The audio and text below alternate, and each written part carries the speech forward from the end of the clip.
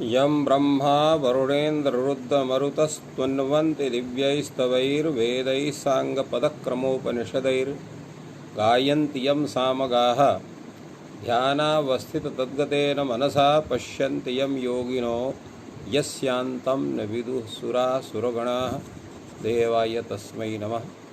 कृष्णाय वासुदेवाय हरये परमात्मने प्रणतक्लेशनाशाय गोविंदाय नमो नमः।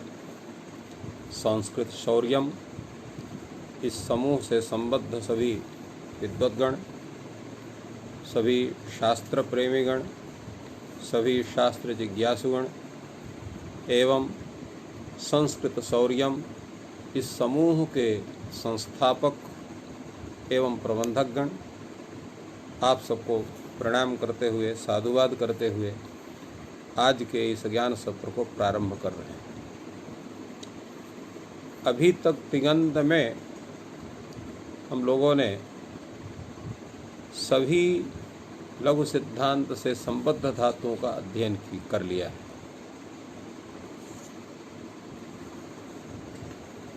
धातुओं का जो ये प्रकरण है, ये प्रारंभ होता है आपका भुआदि प्रकरण से, जिसका प्रथम धातु है भू। और इस भुआदि गण में आपको जितने भी धातुओं का रूप सिद्ध करने के लिए जिन जिन सूत्रों की आवश्यकता होती है, जिस रूप में होती है, उनका पूरा का पूरा उल्लेख सर्वप्रथम किया गया है। और जैसा हमने बतलाया था कि सर्वप्रथम परस्मैपदी धातुओं का उल्लेख हुआ है और उसी में जो सबसे अधिक आवश्यक है, कौन धातु अनिट है, कौन धातु सेटक है, इसका पूर्ण रूप से विचार हुआ। और इस पूरे परस्मैपदी धातुओं में लगभग 20 धातुओं का आप लोगों को ज्ञान कराया गया। और परस्मैपदी धातुओं के अनंतर आत्मेपदी धातुओं का ज्ञान हुआ, जिसमें एध धातु प्रमुख धातु है। जैसा हमने बतलाया था कि भू धातु का अगर सही ढंग से रूप आ गया, भू धातु के बाद अत सातत्य गमने धातु का रूप आ गया, और आत्मेपदी में अगर एध धातु का स्पर्ध संघर्षे आदि धातु का इनका रूप आ गया, तो अन्य सभी धातुओं का रूप आप सही ढंग से चला सकते हैं, उसकी जानकारी कर सकते हैं। तो 20 धातु का रूपों का उल्लेख, उनके साधुत्व का प्रकार आत्मेपदी धातु में भी बतलाया गया है भुआदि प्रकरण में। और इसके अनंतर उभयपदी धातुओं में 9 धातु का विवरण दिया गया है। जब आपको परस्मैपदी और आत्मेपदी धातुओं का ज्ञान हो गया तो उभयपदी धातुओं का ज्ञान करने में कोई दिक्कत नहीं होती। इसी तरह से अदादिगण में अधभक्षणे धातु का विशेष रूप से ज्ञान अपेक्षित है। इसके अनंतर सभी धातुओं का स्वतः ज्ञान हो जाएगा। और इसी में जो है हन धातु का है, बध धातु का है, इनका एक विशेष रूप से प्रकार के रूपों का है, उनका पूरा गणना इसमें बतलाई गई है। और इस तरह से इस प्रकरण में सर्वप्रथम में जो है वो परस्मैपदी धातुओं का, फिर और आत्मेपदी धातुओं का, इसके बाद उभयपदी धातुओं का उल्लेख हुआ है। और इसमें जो है ये 25 धातुओं का आपको ज्ञान कराएगा इस लघु सिद्धांत कौमुदी में। जुहोत्यादि गण में भी इसी प्रकार का है।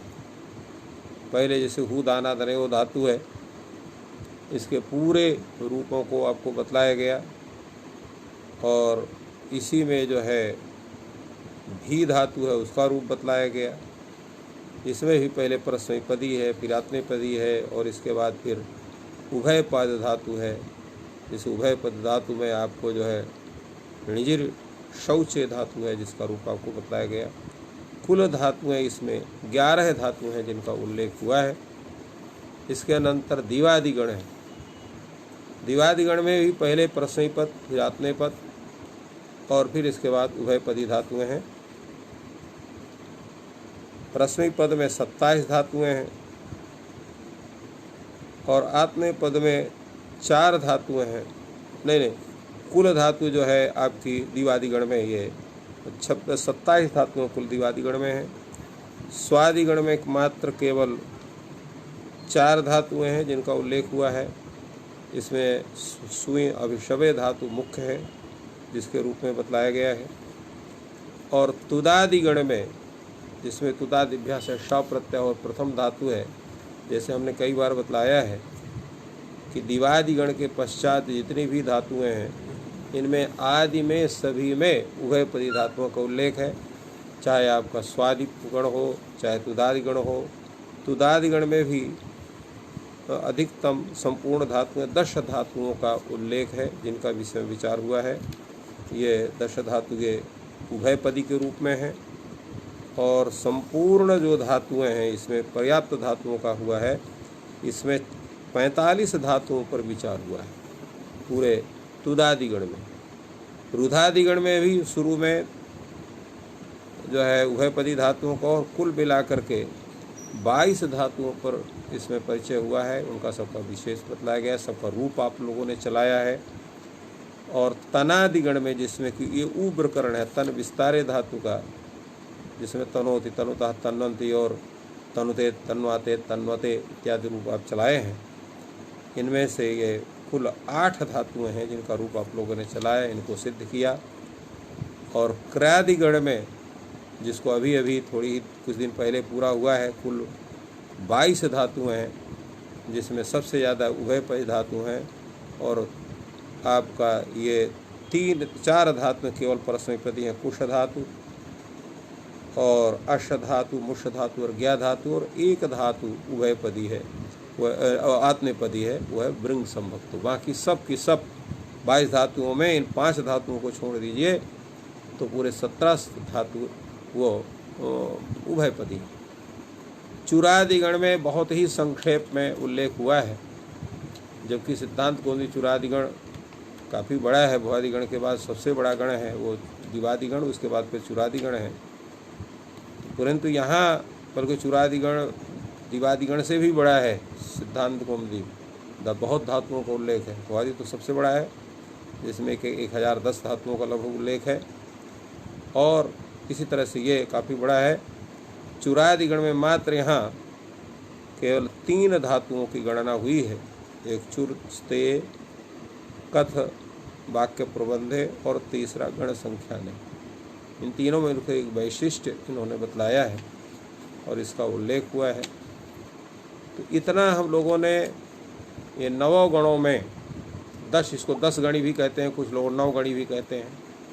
थोड़ा सा इस पर विचार कर लिया जाए, 9 गणी क्या चीज़ है और 10 गणी क्या चीज़ है। तो 9 गणी इसलिए कहते हैं कि 9 प्रकार के विकरणों के स्वरूपों को लेकर के उनमें परिवर्तन होता है।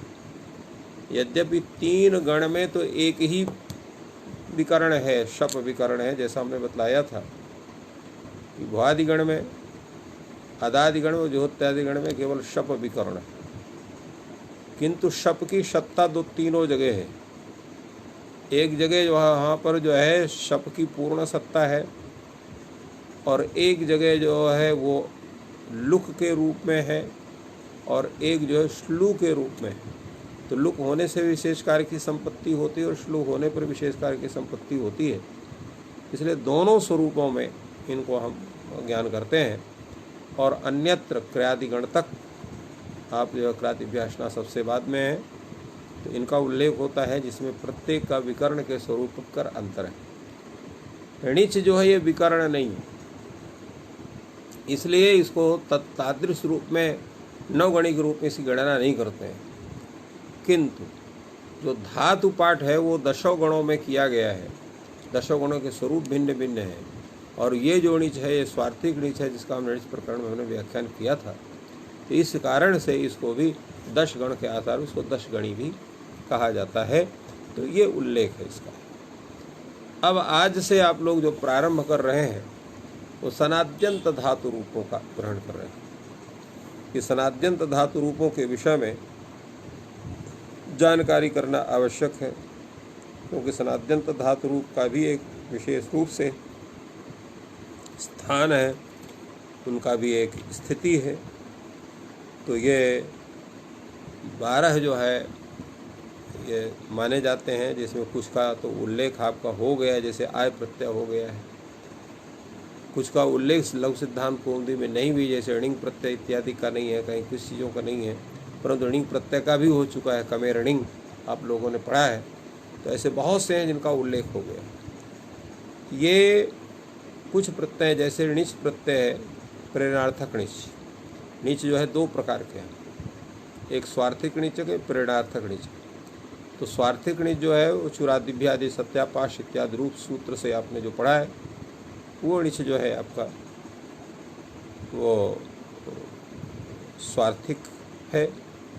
और हेतु मत च सूत्र से होने वाला जो णिच है ये प्रेरणार्थक णिच है। इस प्रकार सन भी 2 तरह के हैं।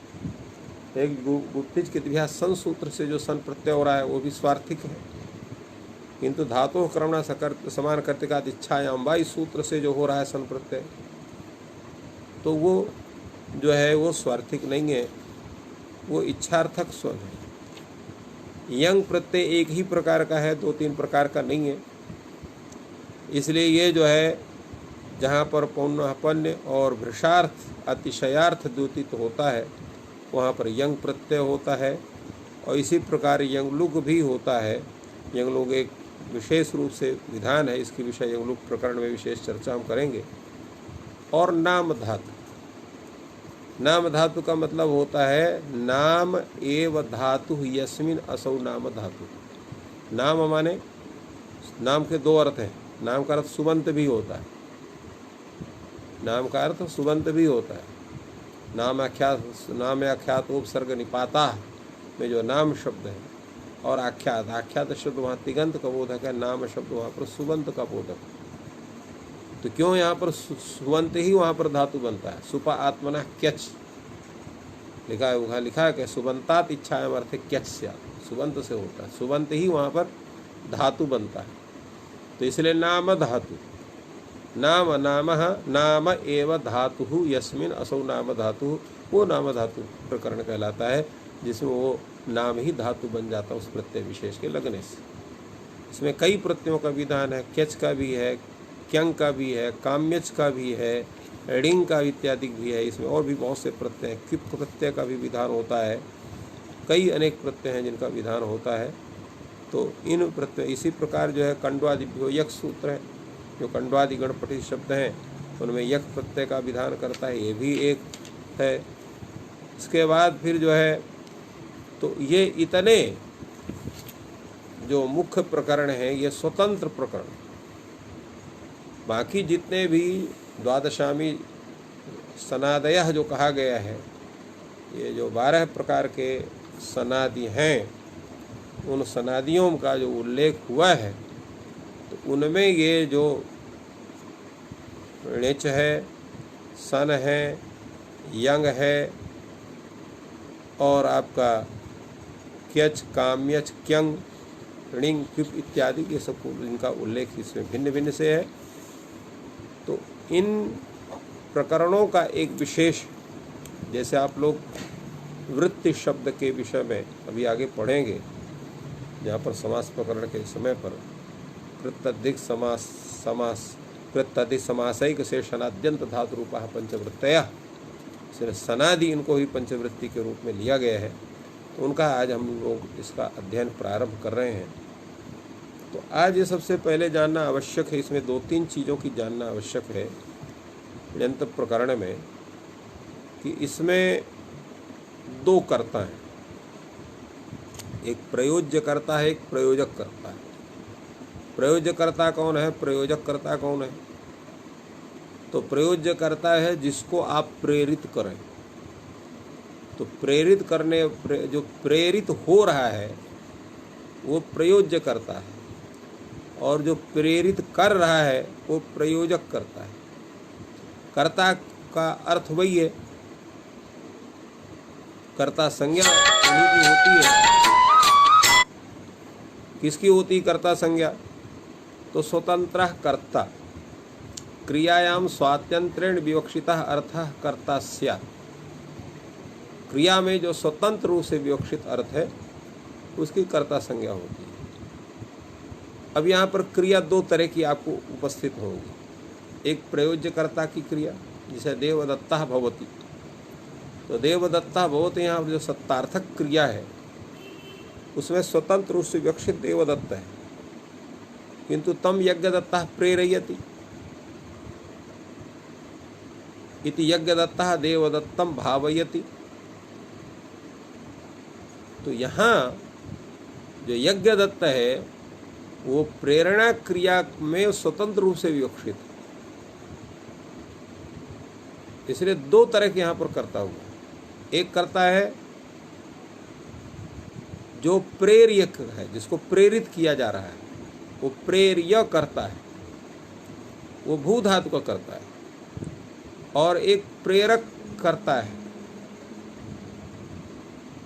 जो प्रेरणा क्रिया में स्वतंत्र से विवक्षित। तो भू आदि धातुओं में स्वतंत्र रूप से विवक्षित अर्थ जो करता है वह प्रेर्य करता है, और प्रेरणा क्रिया में स्वतंत्र रूप से जो विवक्षित है वो प्रेरक करता है। और जो प्रेरक करता है उसकी हेतु संज्ञा होती है। सूत्र है तत्प्रयोजको हेतुश्च, कर्तु प्रयोजकः हेतु संज्ञा कर्तृसंज्ञश्च स्यात्। इसलिए यहाँ पर च लिखा, तत्प्रयोजकः हेतुश्च। तात्पर्य है स्वतंत्र कर्ता जो सूत्र है उससे क्रिया में स्वतंत्र रूप से विवक्षित जो है उस सबकी कर्ता संज्ञा हो सकती है। जैसे हमने बताया कि भू धातु का जो कर्ता भू आदि धातु है, भू आदि आदि शब्द जितनी भी धातु हैं उन सभी धातुओं कर्ता जो है वो क्रिया में स्वतंत्र रूप से विवक्षित होने से कर्तृ संज्ञा होती है। और तत्प्रयोजको हेतुष जो सूत्र है वो कर्ता जो उस प्रेर्य कर्ता का जो प्रयोजक का, इसलिए कर्तु प्रयोजक हेतु संज्ञा कर्तृ संज्ञा स्यात्। कर्तु प्रयोजक इस कथन से स्पष्ट होता है कि जो प्रेर्य करता है उसका प्रयोजक, माने प्रधान भूत जो धातु, उस धातु का जो कर्ता है जो शत्रु उसकी कर्तृ संज्ञा, और उस प्रधानी भूत धातु के कर्ता का जो प्रयोजक है उसकी हेतु संज्ञा और कर्तृ संज्ञा दोनों होती है तत्प्रयोजक हेतु सूत्र के द्वारा। और ऐसा जो धातु जो प्रयोजक व्यापार में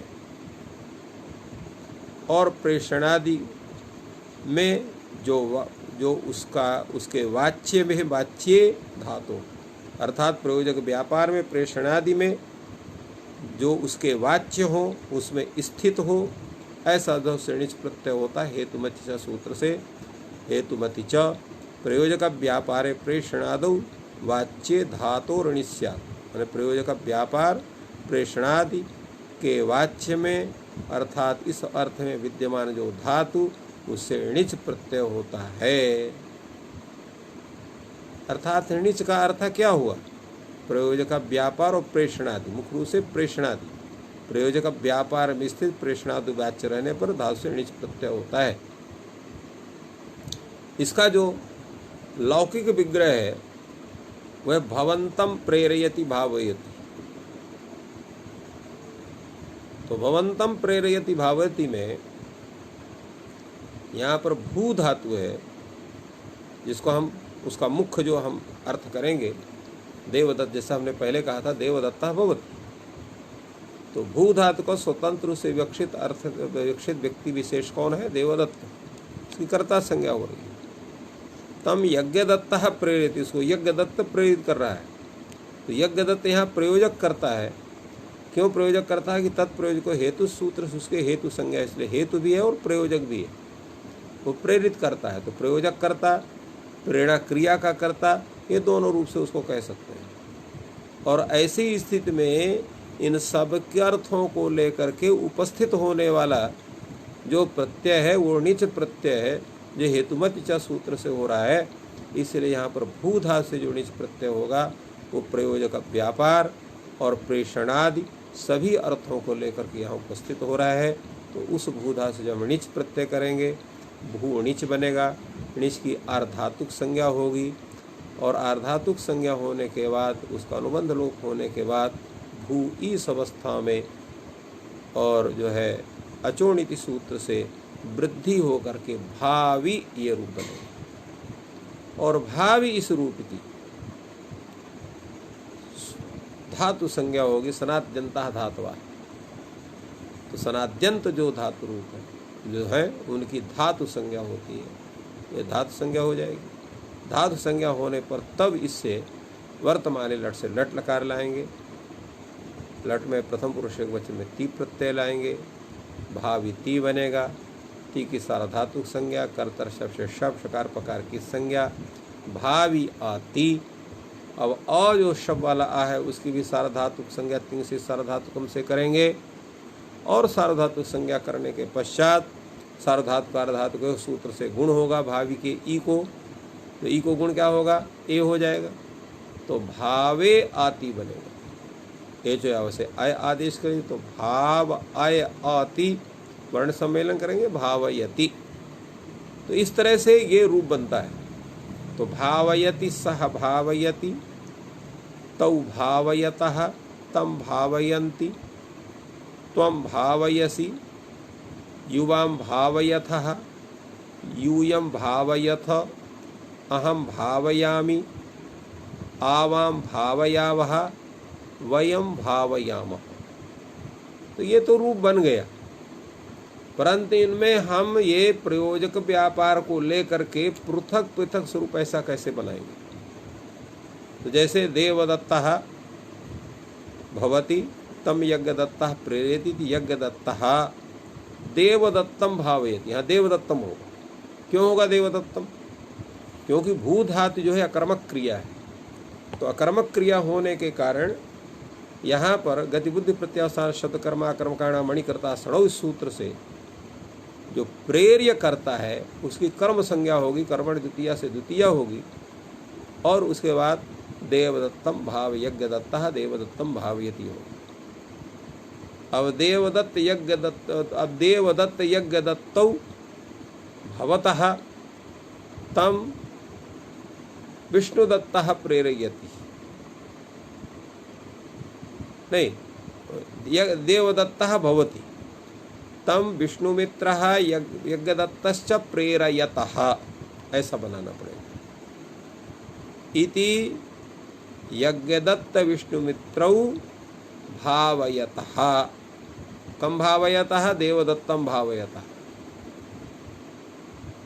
तो देवदत्तः भवति यज्ञदत्त विष्णुदत्तौ प्रेरयतः इति यज्ञदत्त विष्णुदत्तौ देवदत्तम भावयतः। इसी तरह से देवदत्त यज्ञदत्त विष्णुमित्राः देवदत्तम भावयन्ति प्रेरयन्ति इति देवदत्त यज्ञदत्त विष्णुमित्राः देवदत्तम भावयन्ति। इस तरह से प्रेरक भाव की कल्पना करना पड़ेगा। ये तो आपका हो गया प्रथम पुरुष में। इसी प्रकार उत्तम पुरुष में देवदत्तः भवति तम त्वं प्रेरयसि इति त्वं देवदत्तं भावयसि। देवदत्तः भवति युवां प्रेरयथः इति युवां देवदत्तं प्रेरयथः भावयथः।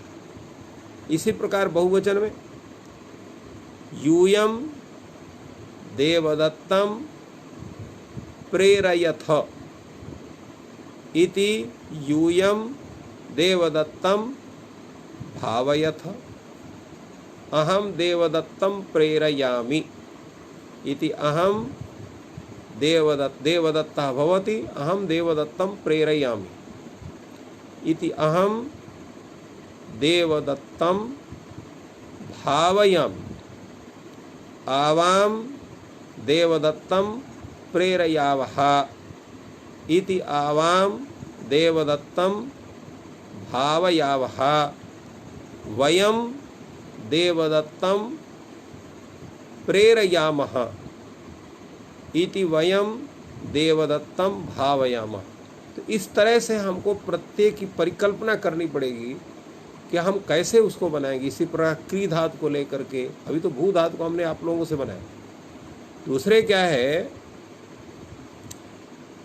कि प्रेर्य जो करता है उस कर्ता की कर्म संज्ञा केवल कुछ ही सूत्र हैं जहाँ पर होगी, अन्यत्र सब वहाँ पर अनुक्त कर्ता होने कर तृतीय, जैसे पच धातु है तो देवदत्तः पचति, तम यज्ञदत्तः प्रेरयति इति यज्ञदत्तः देवदत्तेन पाचयति, वहाँ तृतीय विभक्ति हो जाएगी। इसकी चर्चा विशेष रूप से हम कारक प्रकरण में करेंगे। अब एक सामान्य चर्चा हम आप लोगों के सामने उपस्थित कर रहे हैं। कौन सूत्र हैं जहाँ पर कर्म होगा, जहाँ पर कर्म नहीं होगा, इसकी सूत्र विशेष चर्चा आपको कारक प्रकरण में पढ़ने को मिलेगी। अभी केवल हम यहाँ ये बतलाना चाह रहे हैं कि कैसे आप इनको रूप चलाएंगे, कहाँ चलाएंगे, किस अवस्था में चलाएंगे और कैसे चलाएंगे। तो अभी आपको हमने लट लकार के विषय में से इसी प्रकार सब में आपको परिकल्पना करनी पड़ेगी। यथा देवदत्तः राजा बभूव तम यज्ञदत्तः प्रेरयामास या प्रेरयाञ्चकार इति यज्ञदत्तः देवदत्तम भावयामास या भावयाम बभूव या भावयाञ्चकार, तीनों प्रकारों को उल्लेखित हो सकता है, क्योंकि क्री का भी अनुप्रयोग होता है, भू का भी अनुप्रयोग होता है, आस का भी। तो भावयाञ्चकार, भावयाम बभूव, भावयामास, इस तरह से यहाँ प्रयोग करेंगे। इसी तरह से तो इसका हो गया आपका भावयान चकार, भावयान चक्रु, भावयान चकार, भावयान चक्रतु, भावयान चक्रु, भावयान चकर्थ, भावयान चक्रथु, भावयान चक्र, भावयान चकार, भावयान चकर, भावयान चक्रु, भावयान चक्रु। इसी प्रकार बहुबहुत इत्यादि रूपों हैं। इसी प्रकार लुट लकार में भी है। देवदत्तः श्वः राजा भविता तम यज्ञदत्तः प्रेरयिता इति यज्ञदत्तः देवदत्तम भावयिता, राजानम भावयिता, ऐसा कर सकते हैं। तो भावयिता, भावयितारो, भावयितारा, भावयितास, भावयिता, भावयितास्था, भावयितास्थ और भावयितास्मः, भावयितास्मि, भावयितास्वः, भावयितास्मः, ये रूप बनेंगे। कल हमने जो चर्चा की थी, कल तो अवकाश था, परसों, कि जितने भी जंत हैं वहाँ पर दोनों रूप चलते हैं, आत्मनेपद के भी और परस्मैपद के भी रूप चलते हैं, क्योंकि सूत्र है निचस्य निजंताद आत्मनेपदम साथ कर्तृगामी क्रिया फले। निजंत से भी आत्मनेपद होता है कर्तृगामी क्रियाफल रहने पर, इसलिए दोनों रूप होते हैं वहाँ पर। भावयति भी होता है, भावयते भी रूप होता है। जब कर्तृगामी क्रियाफल होगा तो भावयति, नहीं वो क्या कहते हैं भावयते, और जब परगामी क्रियाफल रहेगा तो भावयति रूप होगा। तो इस तरह से इनकी सभी जगह परिकल्पना करके और तब उनका ज्ञान करना चाहिए। तो ये भावयिता इसी प्रकार भावयिष्यति में भी है। देवदत्तः राजा भविष्यति तम यज्ञदत्तः प्रेरयिष्यति इति यज्ञदत्तः देवदत्तम राजानम भावयिष्यति। तो भावयिष्यति, भावयिष्यतः, भावयिष्यन्ति, भावयिष्यसि, भावयिष्यथः, भावयिष्यथ, भावयिष्यामि, भावयिष्यावः, भावयिष्यामः, ये पूरा रूप का स्वरूप बनेगा। इसी प्रकार लोट लकार में भी देवदत्तः राजा भवतु तम यज्ञदत्तः प्रेरयतु इति यज्ञदत्तः देवदत्तम राजानम भावयतु, ये उसका स्वरूप हो गया। तो भावयतु, भावयतात्, भावयताम, भावयन्तु और भावय, भावयता, भावयतम, भावयत और भावयानि, भावयाव, भावयाम, ये रूप आपका हो गया। आएगा आपका लंग लकार में तो देवदत्तः राजा अभवत तम यज्ञदत्तः प्रैरयत इति यज्ञदत्तः देवदत्तम राजानम भाव अभावयत। ये इसका रूप बनेगा। सिस्टम आप सेट करेंगे पूरा। तो यहाँ पर अभावयत ऐसा रूप चलेगा, अभावयत। तो अभावयत, अभावयताम, अभावयन, अभाव, अभावयः, अभावयतम, अभावयत, अभावयम, अभावयाव, अभावयामो। ये पूरा रूप आपका लंग लकार में चलेगा। विधिलिंग में भी ऐसा है, देवदत्तः राजा भवेत् तम यज्ञदत्तः प्रेरयेत् इति यज्ञदत्तः देवदत्तम राजानम भावयेत। ये स्वरूप इसका बनेगा, भावयेत, भावयेत, भावयेत, भावये, भाव, तो भावयेत, भावयेताम और भावयेयुः, भावयेह, भावये, भावयेतम, भावयेत और भावयेम, भावये, भावयेम, भावयाव, भावयेव, भावयेम। ये पूरा हो गया। विधिलिंग में क्या बनेगा? तो आशीष लिंग में, तो आशीष लिंग में आपका यासुट होगा, सुट होगा, और यासुट और सुट होने के बाद तो यहाँ भाव यास स त ये स्थिति रहेगी। तो भाव यास स त इस स्थिति में यासुट और सुट के सकार का उसको संयोगादिरंत से लोप करेंगे आप, तो भाव यास, ये भाव या तो ऐसा रहेगा। और णेर णिठ सूत्र से यहाँ पर जो णी का ई है उसका लोप कर देंगे, तो भाव्यात ऐसा रूप बनेगा आपका। भाव्यात, भाव्यास्ताम, भाव्यासु, भाव्याह, भाव्यास्तम, भाव्यास्त और भाव्यासम, भाव्यास और भाव्यास्म। इसको भी आप उसका जो है अपना स्वरूप का जो व्याख्या करेंगे, तो देवदत्ता राजा भूयात तम यज्ञदत्तः प्रैर्यात इति यज्ञदत्तः देवदत्तम राजानम भाव्यात। इस तरह से इसकी परिकल्पना आप करोगे। इसके बाद आपका लुंग लकार। लुंग लकार का रूप इसका थोड़ा सा भिन्न होता है। कैसे बनेगा, क्या होगा, पहले उसकी हम लोग परिकल्पना कर लेते हैं और इसके बाद फिर रूप की सिद्धि करते हैं। परिकल्पना क्या है? देवदत्तः राजा अभूत, क्योंकि अभूत रूप बनता है। अभूत, अभूताम, अभूवन, अभूह, अभूतम, अभूत, अभूवम, अभूव, अभूम, ये रूप आप बना चुके हैं। तो देवदत्तः राजा अभूत तम यज्ञदत्तः जो है प्रैरिरथ इति यज्ञदत्तः देवदत्तम अभिभवत्। तो अभिभवत, अभिभवताम, अभिभवन, अभिभवः, अभिभवतम, अभिभवत, अभिभवम, अभिभवाव, अभिभवाम। तो अभिभवत रूप कैसे बनता है, आइए इस पर विचार होता है। वो धातु है, आपने निश वगैरह करके और भावी इस रूप में बना लिया। अब इससे आप लुंग लकार करेंगे, अडागम होगा और प्रथम पुरुष एक वचन, वहाँ पर ती प्रत्यय होगा। अभावित, ये स्थिति है। अभावित इस अवस्था में यहाँ पर चली होगा और चली के स्थान में यहाँ पर अण्यंत होने से यहाँ पर क्या हो जाएगा कि णी श्री दृश्य करतर चंग से चंग प्रत्य आदेश होगा चली के स्थान में। तो अभावी चंग ती में कार की संज्ञा करे, खाली ता बचेगा। अभावी अत ये होगा। चंग में चा की संज्ञा, नकार की संज्ञा, केवल आ बचेगा। अभावी आता। अब अभावी अत इस अवस्था में आप क्या करेंगे? तो यहाँ जो है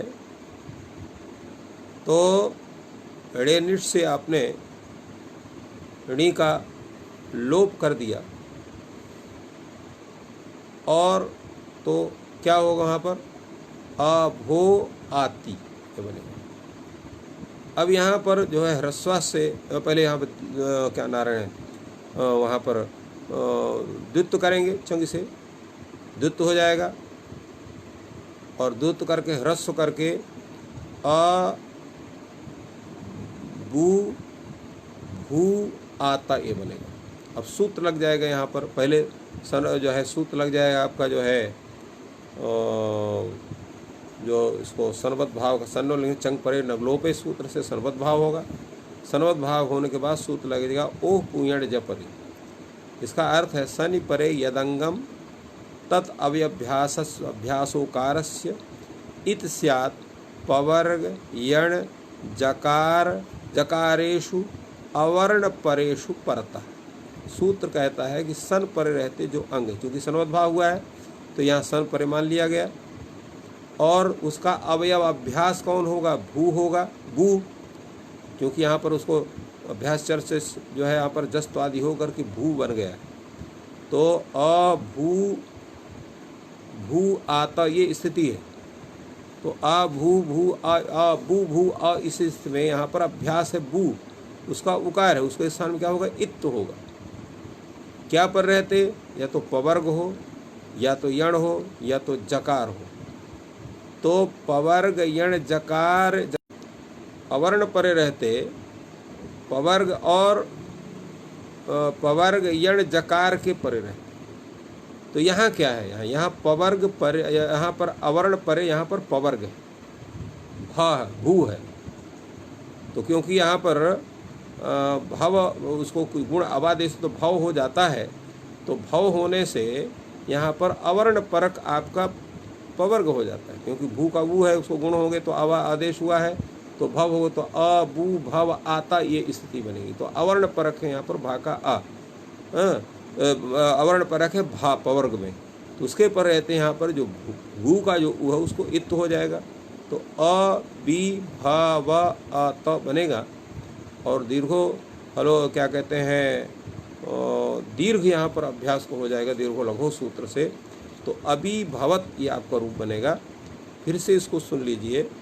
भूत यहाँ पर भावी धातु है, लुंग लकार अडागम ती प्रत्यय इतशिकार का लोप, चली चली के स्थान में अंग, आ भावी आता।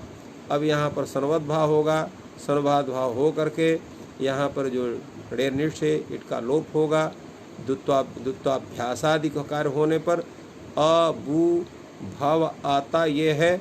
और यहाँ पर जो है ओ परे सूत्र से यहाँ पर अवर्ण पूर्वक पवर्ग पर रहते भव के भा के परे रहते जो यहाँ अभ्यास जो बू का ऊ है उसको इत्त होने पर अभिभवत रहेगा और दीर्घो लघु से दीर्घ होकर के अभिभवत रूप बनेगा। तो ये अभिभवत रूप बनेगा। और जब तस लाएंगे उसके आस्ते में तम है तो अभिभवताम हो जाएगा। झी लाएंगे, झी से अंत आदेश होगा, ईकार का लोप होगा, तकार का संयोगांत होगा तो अभिभवन बन जाएगा। पूर्व जो है उसे अतोगुण से पर रूप होने पर सी पाएंगे तो ऋतु विसर्ग हो जाएगा। सा का तो अभिभव बनेगा। थस के स्थान में तम होगा तो अभिभवतम बन जाएगा। इसके बाद थ के स्थान में ता होने से अभिभवत बन जाएगा। इसके बाद मिप के स्थान में अम होने से अभिभवम बन जाएगा। और वस मस में वहाँ पर केवल वा और मा रहता है, सकार का लोप हो जाता है तो अभिभव वा अभिभव मा। और यहाँ तो दीर्घ से दीर्घ होकर के अभिभवाव अभिभवाम इस तरह से बनता है। लिंग लकार में तो अभावयिष्यत अभावयिष्यताम अभावयिष्यन अभावयिष्यः अभावयिष्यतम अभावयिष्यत और अभावयिष्यम अभावयिष्याव अभावयिष्याम। तो इस तरह से ये णिच प्रकरण में भू धातु का रूप हमने आप लोगों के सामने उपस्थित किया। अगर ये रूप आपको आ गया तो जितने भी हैं कुछ चीज़ों को छोड़ करके वो आपको इसका आप रूप चला सकते हैं। जैसे क्री धातु का होगा तो कारयिष्यति कारयिष्यतः कारयिष्यन्ति, खद धातु को खादयिष्यति खादयिष्यतः खादयिष्यन्ति, पच धातु का पाचयिष्यति पाचयिष्यतः पाचयिष्यन्ति। सबका वही स्वरूप जो अजंत उनको वहाँ पर वृद्धि हो जाएगी। जो अकार उपधक धातु हैं घटादि को छोड़ कर उनको वहाँ पर उपधा वृद्धि हो जाएगी अतुपधाया सूत्र से। किंतु जी उगुपधक हैं उगुपधक हैं ऐसे जगह पर उन धातुओं केवल गुण होगा उगंत लघु सूत्र से।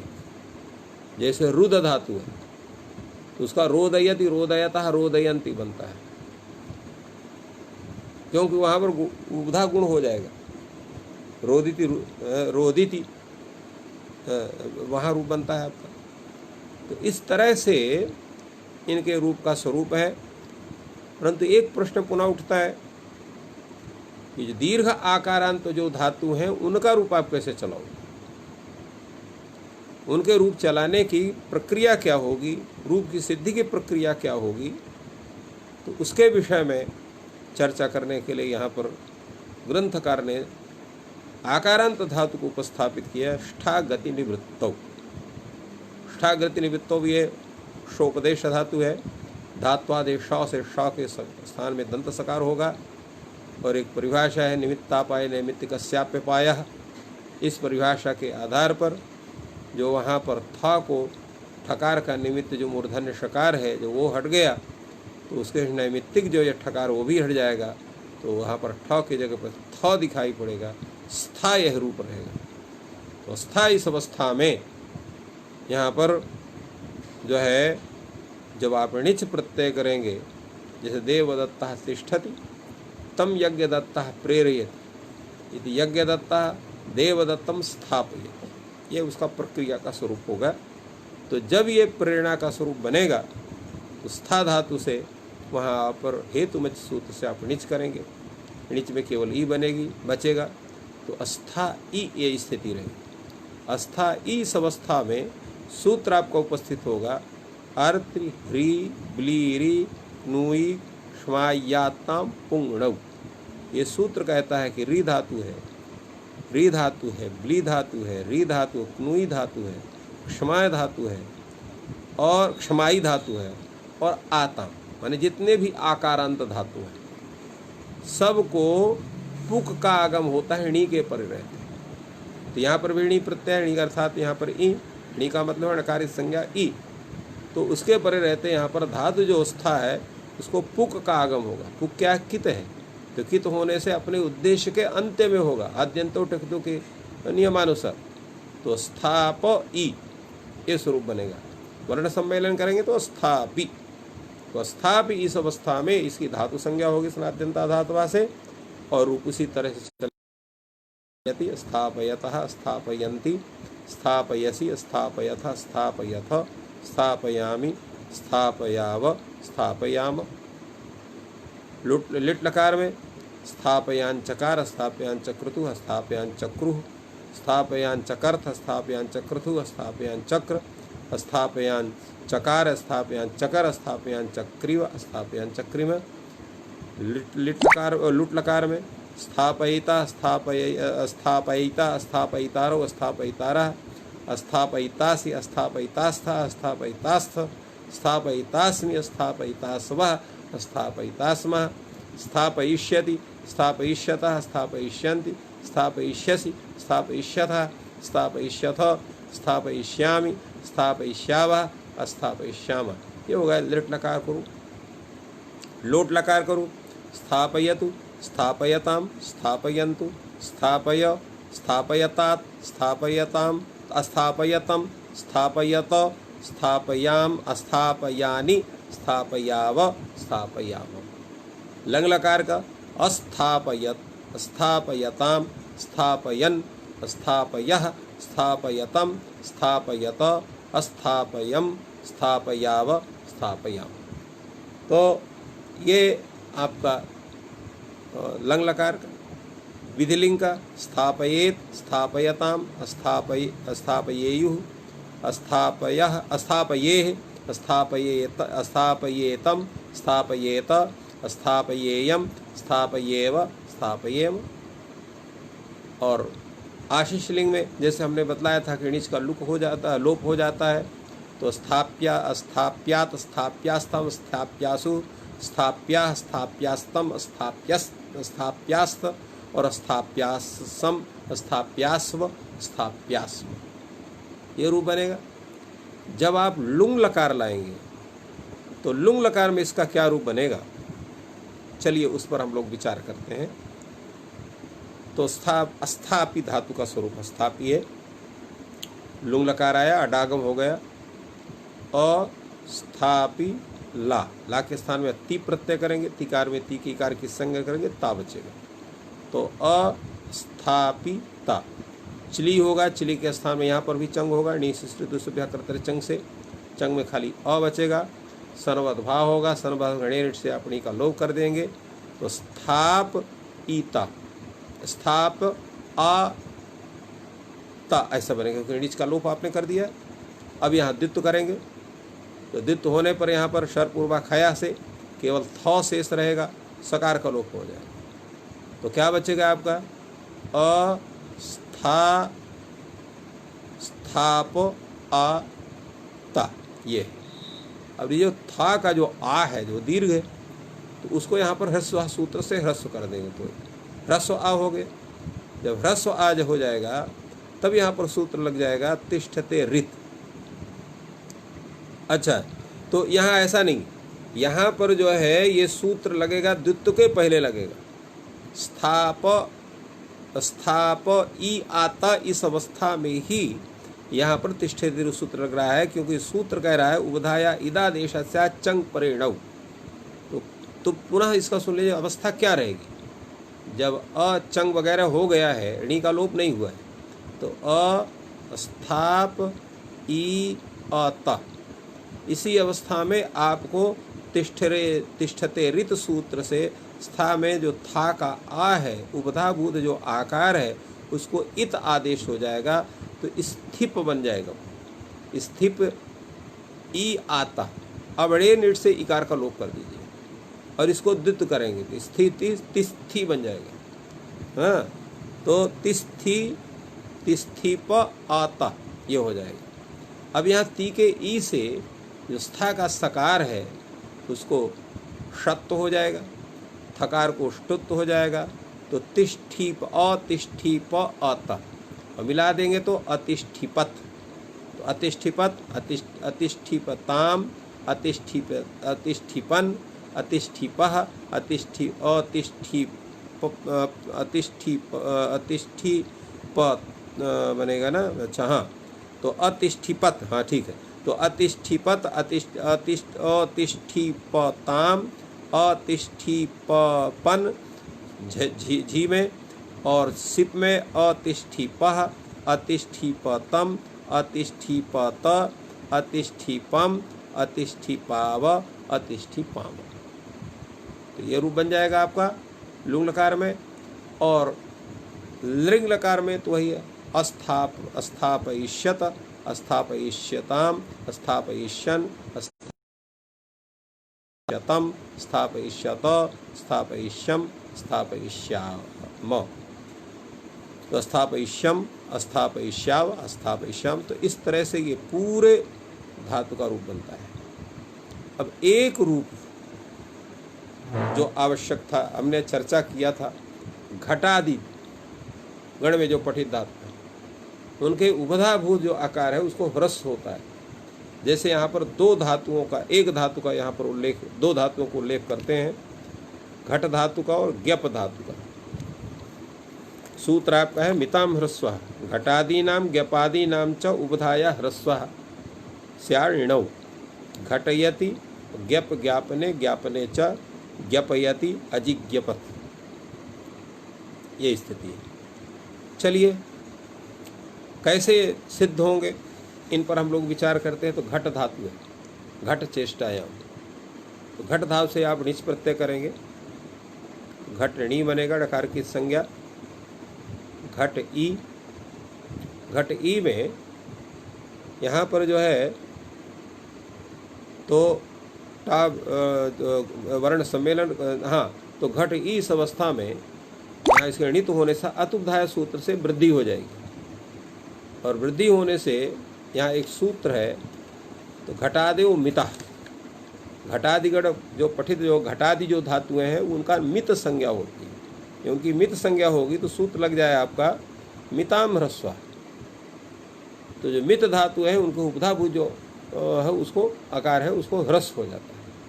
तो घट ई ऐसा ही रहेगा, वृद्धि जो हुई अदुधाय से उसको ह्रस्व होने से मिताम ह्रस्व सूत्र से ह्रस्व हो गया, तो घटी ऐसा रहेगा। और उसे यहाँ पर जो है उसकी धातु संज्ञा करेंगे, लट लगाएंगे, तिप प्रत्यय करेंगे, शब करेंगे, गुण अवादेश करेंगे, तो घटयति घटयतः घटयन्ति ऐसा ही इसका रूप चलेगा।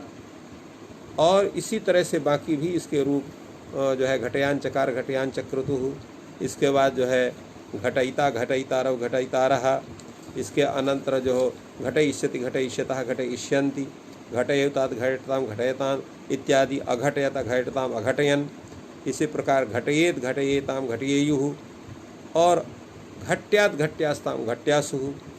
अजी घटत यहाँ बनेगा, क्योंकि यहाँ पर भी सन्नता से इत हो जाएगा, दीर्घो लघो से दीर्घ हो जाएगा। अजी घट जैसे अची कमत बनता है, ठीक उसी ढंग से अजी घटत बनेगा। इसी प्रकार जो है तो अजी घटत अजी घटताम अजी घटन, अजी घटा अजी घटतम अजी घटत, और अजी घटम अजी घटाव अजी घटाम।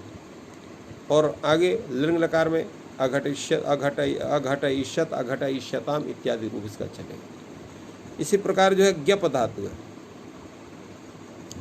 ज्ञप धातु में जो है इसका जो रूप है इसका भी वैसे है, ज्ञप धातु है।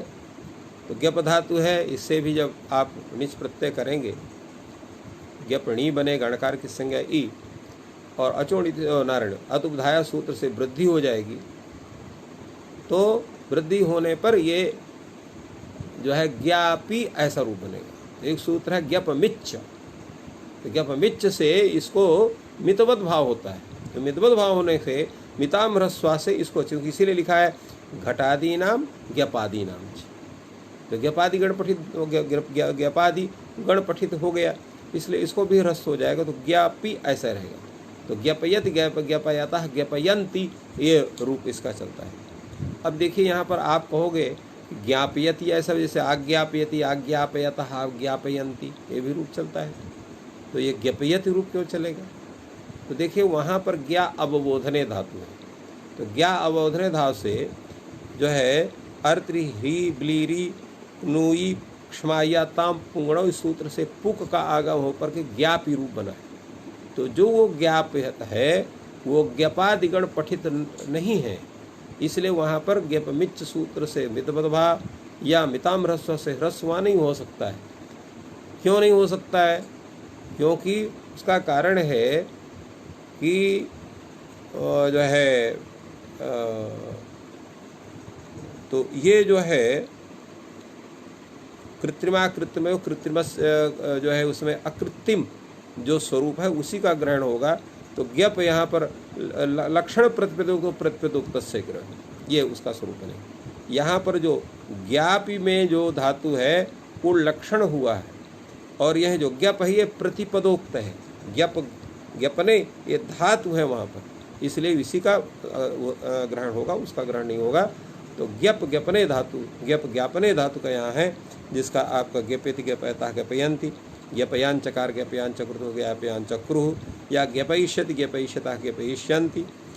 और इसके बाद ज्ञपयतु ज्ञपयतात ज्ञपयताम ज्ञपयन्तु लोट लकार में, अज्ञपयत इत्यादि की लंग लकार में, ज्ञपयेत ज्ञपयेताम ज्ञपयेयुः ये आपका विधिलिंग में, ज्ञप्यात ज्ञप्यास्ताम ज्ञप्यासु आशेष लिंग में, और अजिज्ञपत ये रूप आपका बनेगा कहाँ?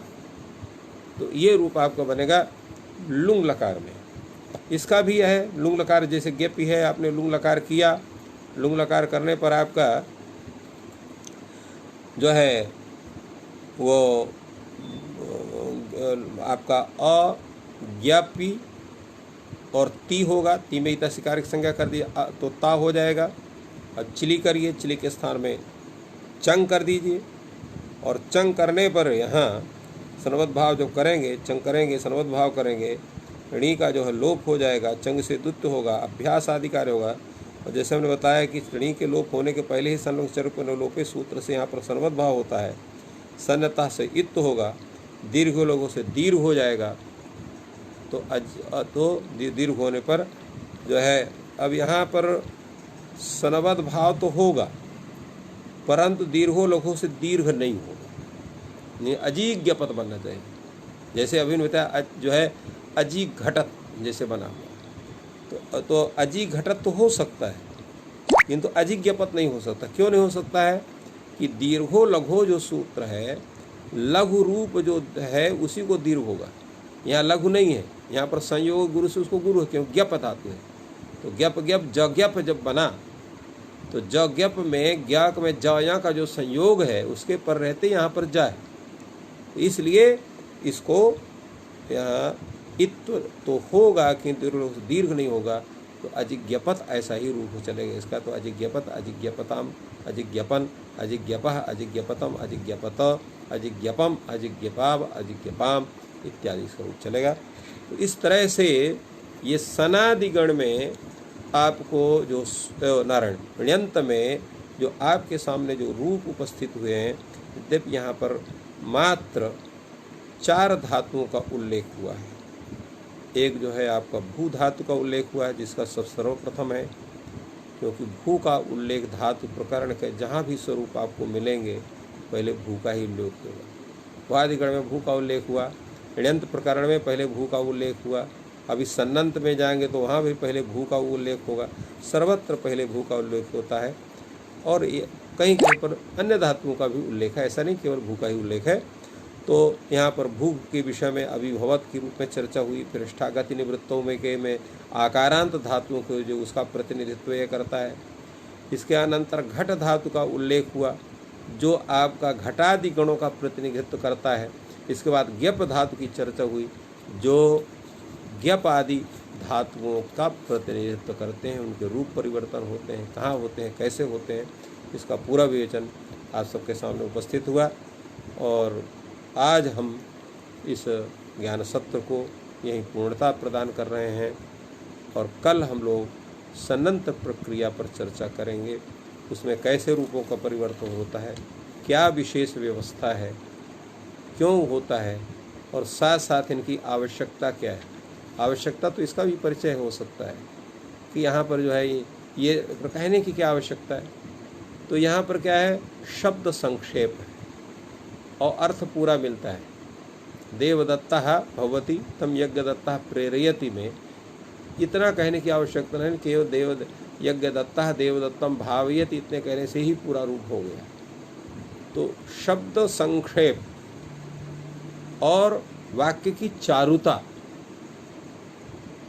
ये दोनों प्राप्त होती हैं। व्याकरण शास्त्र का एक वैशिष्ट्य है, इसलिए यहाँ पर एक युक्ति मानी जाती है शब्द को संक्षेप करने के लिए ही। अर्धमात्रा लाघवेन पुत्रो संबंधते व्याकरण, तो मुख्य स्वरूप उसका वही है।